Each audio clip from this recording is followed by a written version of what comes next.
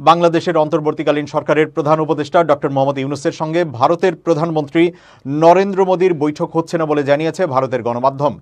আগামী সপ্তাহে জাতিসংঘের সাধারণ অধিবেশনের ফাঁকে এই বৈঠক হওয়ার কথা ছিল।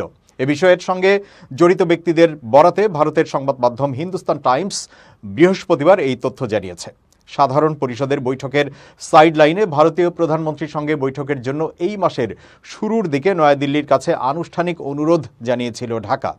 কূটনৈতিক সূত্রের বরাত দিয়ে হিন্দুস্তান টাইমস জানায়, আওয়ামী লীগ সরকারের পতন ও শেখ হাসিনার ভারতে পালিয়ে যাওয়ার পর দুই দেশের মধ্যে দ্বিপক্ষীয় সম্পর্কে যে অস্বস্তি তৈরি হয়েছে তা দূর করতেই দুই নেতার বৈঠকে আগ্রহী বাংলাদেশ।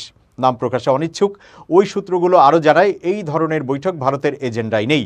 যুক্তরাষ্ট্রে 3 দিনের সফরে কোনো ফাঁকা সময় নেই। তিনি 21 সেপ্টেম্বর ডেলওয়ার উইলমিংটনে কোয়াড নেতাদের শীর্ষ বৈঠকে যোগ দেবেন। 23 সেপ্টেম্বর তিনি জাতিসংঘের সাধারণ পরিষদে ভাষণ দেবেন। তাদের একজন বলেন, প্রধানমন্ত্রী মোদি নিউ ইয়র্কে সাধারণ পরিষদের সাইডলাইনে কিছু দ্বিপক্ষীয় বৈঠক করবেন বলে আশা করা হচ্ছে। তবে বাংলাদেশের অন্তর্বর্তী সরকার প্রধানের সঙ্গে বৈঠক তার সময়সূচিতে নেই।